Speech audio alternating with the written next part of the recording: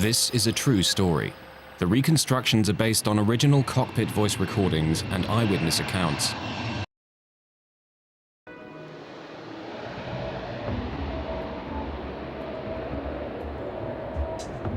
One of the most shocking cases of a known design flaw being ignored for years finally took its toll on the United Airlines 747, bound from Honolulu to Auckland, New Zealand.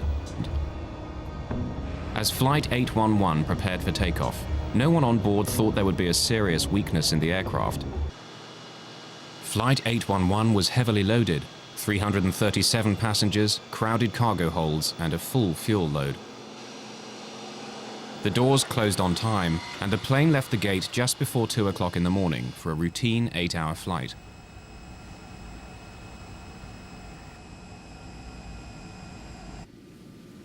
Well, we were going to New Zealand on vacation, someplace that we had really thought was interesting, and somebody had told us how beautiful it was, so this was kind of a dream come true.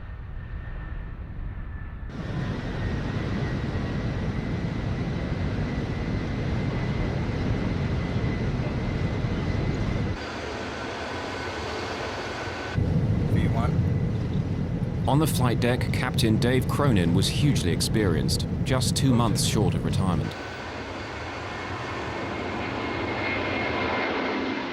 I flew almost 35 years with United. I've got over 30,000 hours of flight time and just about everything, military as well as civilian. My co-pilot, or first officer, was Al Slater.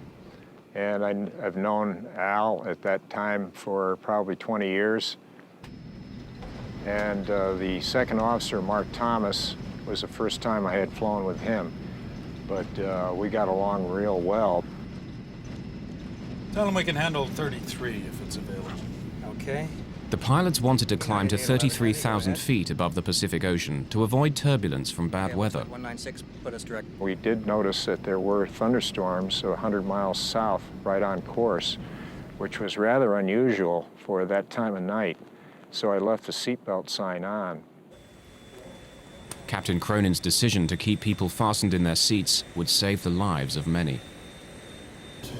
Center, United 811 Heavy, we're going to be detouring. Some weather here. It'll be to the left, of course. 100 miles from Honolulu, as Flight 811 climbed through 23,000 feet, a major malfunction was about to occur. There was now a huge air pressure difference between the inside and the outside of the aircraft. Suddenly, passengers sitting just above and behind the cargo door heard a noise. Then there was kind of a grinding noise.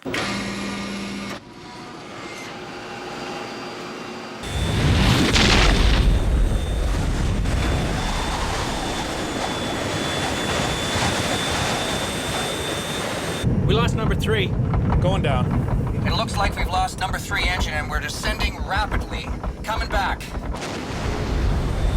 The cargo door had torn off and ripped a huge section of the plane with it. The pressurized air inside had blasted out with explosive force.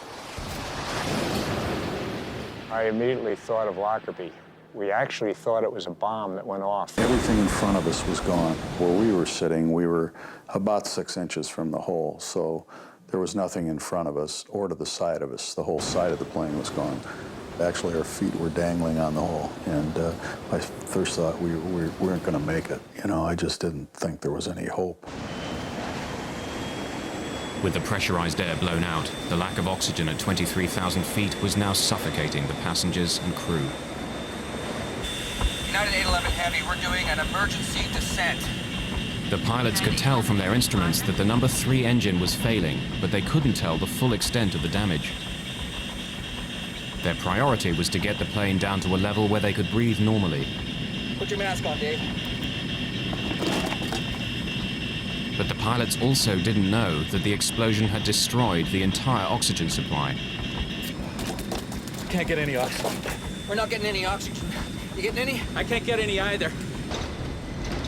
With its airplane ruptured, severe damage to the right wing and engines, and the crew forcing it down in an emergency descent, the problems on Flight 811 had only just begun.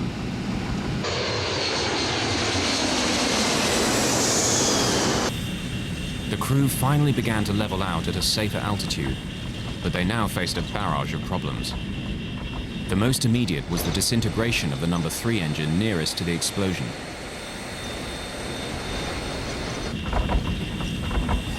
We don't have any fire indications? I don't have anything. Okay, we lost number 3. Let's shut it down. There's no M1. 5 rows of seats had been blown out in the decompression, killing 9 passengers. On the flight deck, the crew had turned the stricken plane back to Honolulu, but with 128 kilometers still to go, the crisis now got far worse. We got a hell of a control problem here. I got almost full rudder on this thing. Are you dumping as fast as you can? I'm dumping everything. We got a problem with number 4 engine? Yeah. Debris from the explosion had also damaged the number 4 engine. If it failed completely, the implications would be severe. If you're on 2 engines and you weigh 700,000 pounds, that is a big deal. Simply because with that kind of weight, 2 engines are not going to keep you in the air. You're going to come down.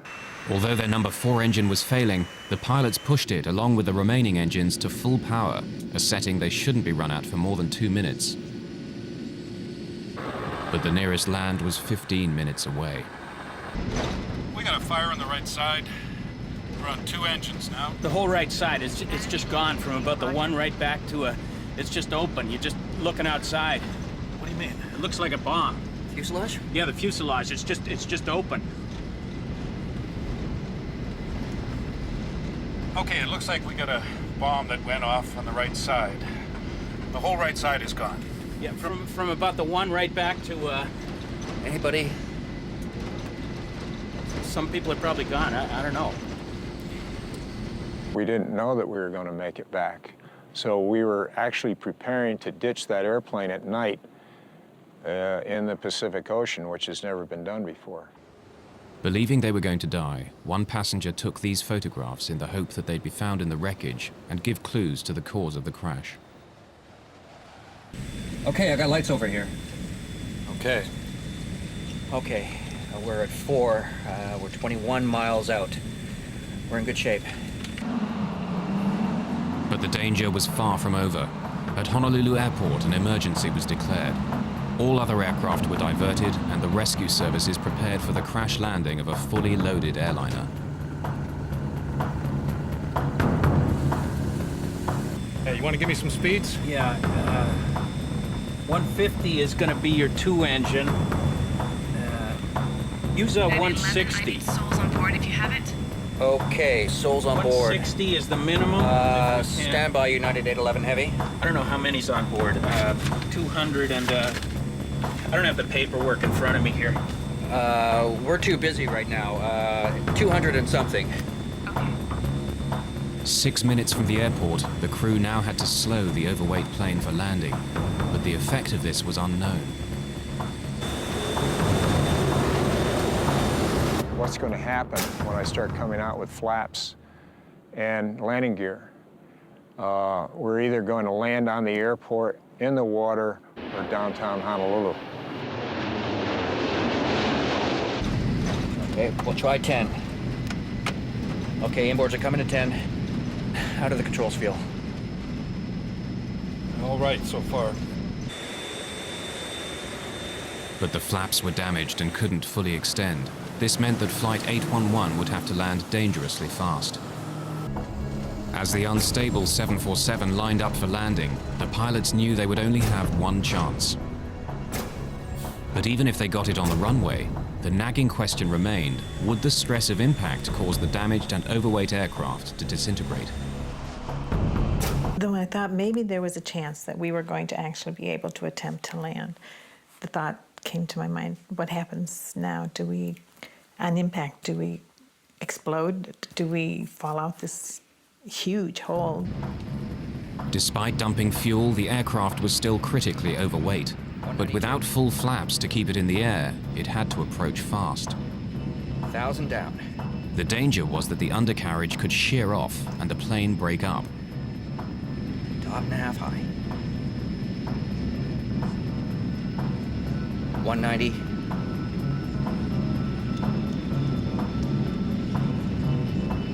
5. A little slow, Dave. It's below what we want.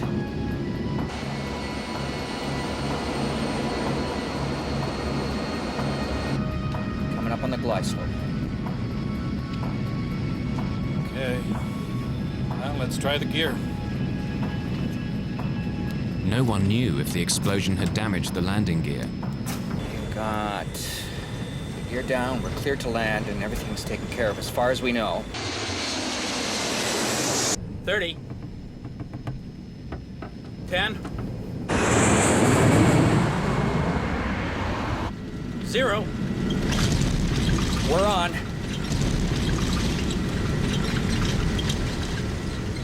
Gear's holding. When we got all our switches off, I ran through the airplane, made sure there was no one else on the airplane, came up to the door 1 left, and went down the slide, and I came around the front and I saw that humongous hole in the side, and I just couldn't believe it.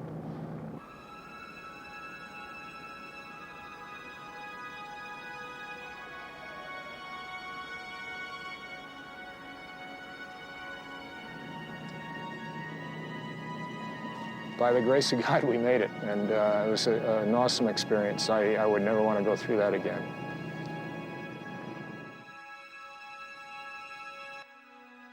But for the families of the 9 people that were killed, the ordeal was just beginning. Kevin and Susan Campbell's son, Lee, had been flying home. About 3 o'clock in the afternoon, I think they said that there was no New Zealanders involved, but we just knew that it was Lee. And then about, I suppose, a quarter of an hour later, we got a phone call from Chicago, and they just said that they regret to inform us that our son was missing, presumed dead. And I guess about another hour after that, a policeman arrived at the door, and he took one look at us and he says, "I can see that you've had the news." So it was just an awful day. And it certainly didn't get much better for a long time. As it became clear that their son's body would never be found, the Campbells' need to find the cause of the accident that killed him grew stronger. Lee can't have died for nothing. You know, you've got to find out why he died, and you've just got to make sure that it never happens again. The Campbells embarked on a relentless personal investigation that would last nearly 2 years. The loss of their son meant that they would stop at nothing to uncover the truth.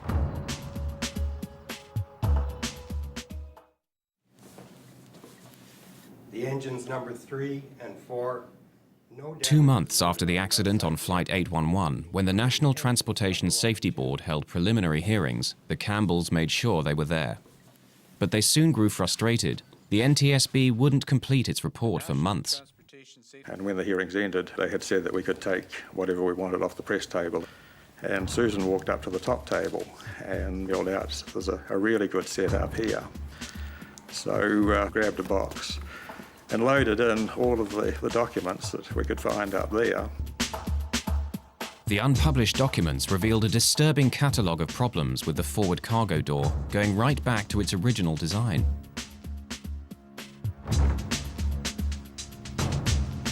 Instead of a plugged door that gets jammed into its frame as the aircraft pressurizes, Boeing opted for an outward opening door.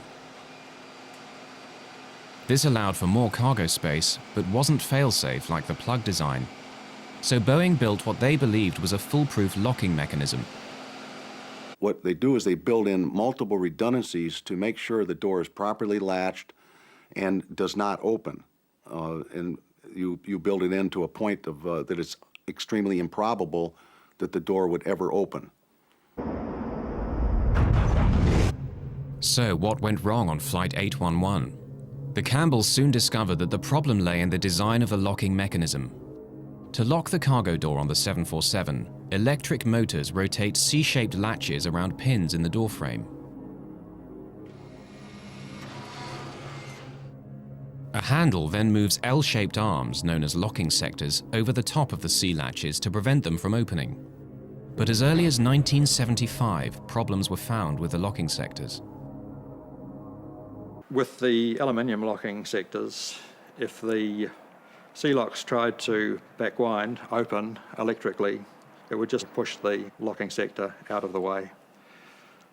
It just simply wasn't up to the job that it was designed for. The Campbells soon found that a shockingly similar incident to Flight 811 had given clear warnings of the danger in the cargo door.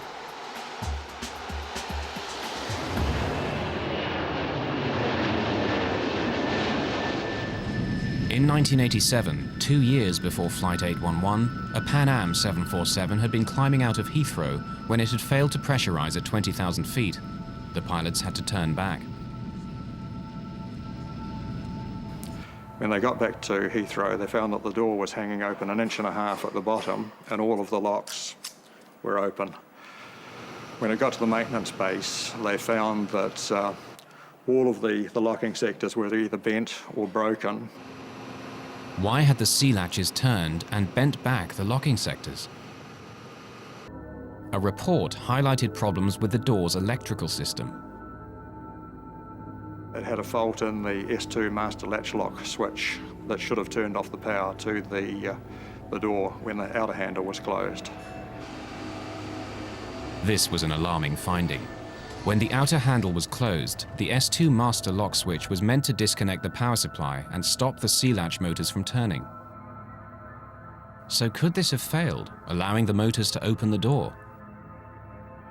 To find out, Boeing asked the airlines to do a simple test.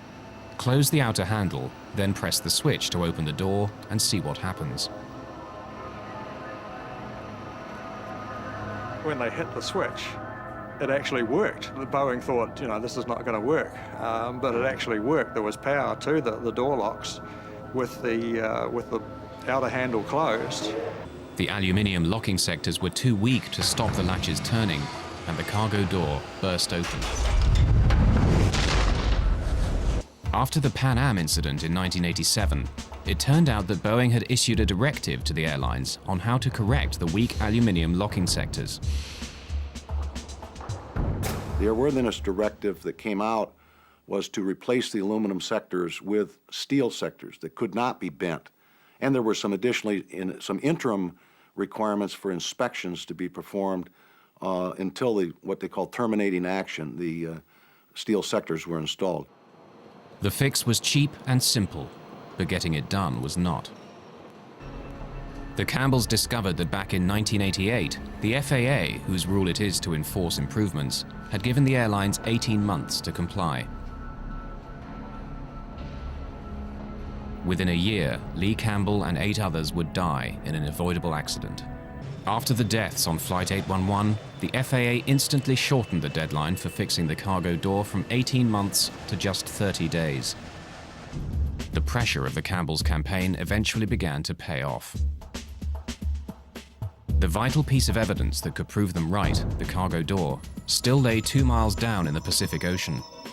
But as articles appeared in the American press, the NTSB commissioned the US Navy to search for it. 100 miles south of Honolulu, a deep submersible began to trawl the seabed.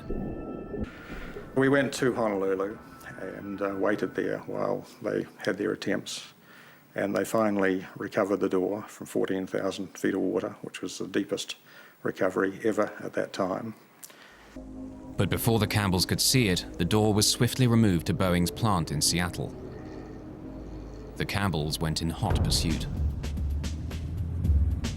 We went over to Boeing and they wouldn't show it to us. So they reckoned that the crucial pieces had gone to the NTSB. So again, we got in the car and drove across to Washington, DC. We arrived at Ron Schleid's office, and Ron looks at his watch and he says, "I can give you 5 minutes." So about 3 hours later, we had the pieces that they recovered in our hand, and they acknowledged that we were definitely correct. It was an electrical malfunction. Finally, the NTSB publicly issued a revised report that concurred with the Campbell's version. There was an inadvertent failure of either the switch or the wiring that caused an uncommanded opening of the door. It's nice that other people know that you're right and had been all along, and the support that they had given you was vindicated. The Campbells spent thousands of dollars of their own money on their campaign. They were never interested in a financial settlement for Lee's death, but they did persuade United and Boeing to set up a university scholarship in his name. I couldn't have lived with myself if we had done no investigating ourselves. It was just something we both felt we needed to do. We didn't even discuss it. We just knew that's what we would do. Yeah.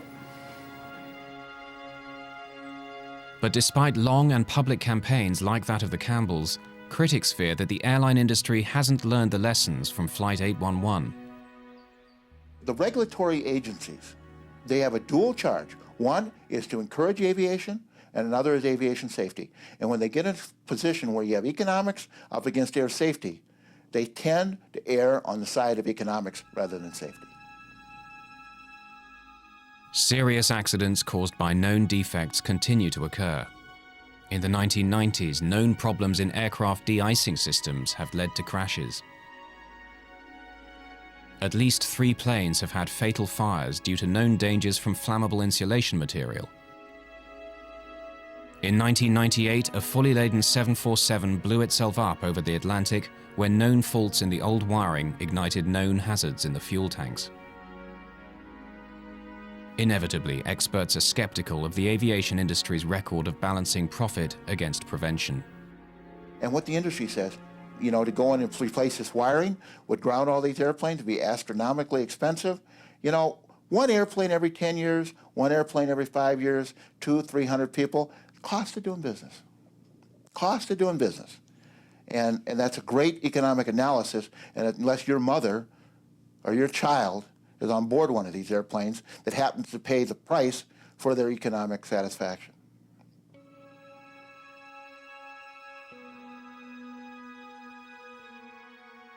For some of the survivors of Flight 811, the cost has been heavy.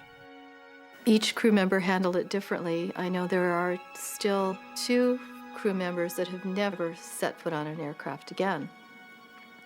It was very difficult for me. I was diagnosed with severe post-traumatic stress disorder. You can't reason, you can't think. Making the slightest decision is very difficult.